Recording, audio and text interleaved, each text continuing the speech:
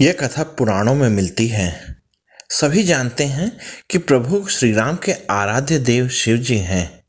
तब फिर राम कैसे शिव जी से युद्ध कर सकते हैं? पुराणों में विदित दृष्टांत के अनुसार यह युद्ध श्री राम के अश्वमेध यज्ञ के दौरान लड़ना पड़ा था। यज्ञ का अश्व कई राज्यों को श्री राम की सत्ता के अधीन किए जा रहा था। इसी बीच यज्ञ का अश्व देवपुर पहुंचा, जहां राजा वीरमणि का राज्य था। वीरमणि ने भगवान शंकर की तपस्या कर उनसे उनके और उनके राज्य की रक्षा का वरदान मांगा था। महादेव के द्वारा रक्षित होने के कारण कोई भी उनके राज्य पर आक्रमण करने का साहस नहीं करता था। जब यज्ञ का घोड़ा उनके राज्य में पहुंचा तो राजा वीरमणि के पुत्र रुक्मांगद ने उसे बंदी बना लिया। ऐसे में अयोध्या और देवपुर में युद्ध होना तय था।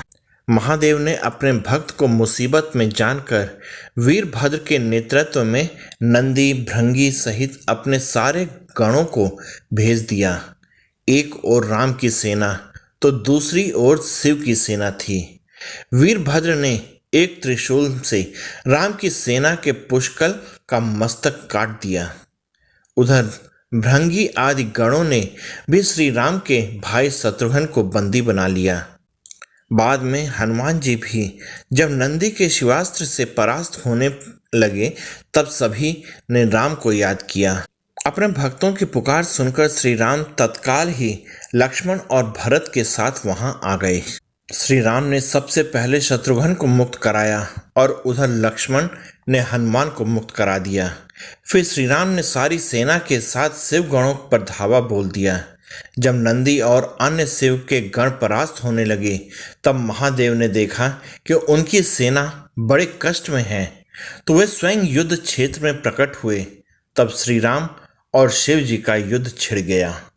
भयंकर युद्ध के बाद अंत में श्री राम ने पाशुपतास्त्र निकालकर शिव जी से कहा, हे प्रभु, आपने ही मुझे यह वरदान दिया है कि आपके द्वारा प्रदत्त इस अस्त्र से त्रिलोक में कोई पराजित हुए बिना नहीं रह सकता। इसलिए हे महादेव, आपकी ही आज्ञा और इच्छा से मैं इसका प्रयोग आप पर ही करता हूँ। ये कहते हुए श्री राम ने वो महान दिव्यास्त्र भगवान शिव पर चला दिया। वो अस्त्र सीधा महादेव के हृदय स्थल में समा गया और भगवान रुद्र इससे संतुष्ट हो गए। उन्होंने प्रसन्नता पूर्वक श्री राम से कहा कि आपने युद्ध में मुझे संतुष्ट किया है, इसलिए जो इच्छा हो वर मांग लें। इस पर श्री राम ने कहा, हे भगवान, यहाँ मेरे भाई भरत के पुत्र पुष्कल सहित असंख्य योद्धा वीर गति को प्राप्त हो गए हैं, कृपया कर उन्हें जीवन दान दे दीजिए। महादेव ने कहा, तथास्तु। इसके बाद शिव की आज्ञा से राजा वीरमणि ने यज्ञ का अश्व श्री राम को लौटा दिया और श्री राम भी वीरमणि को उनका राज्य सौंपकर शत्रुघ्न के साथ अयोध्या की ओर चल दिए।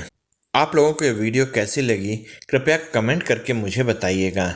साथ ही आप लोग इस वीडियो में मेरे साथ बने रहे, इसके लिए आप सबका बहुत बहुत धन्यवाद और जय हिंद दोस्तों।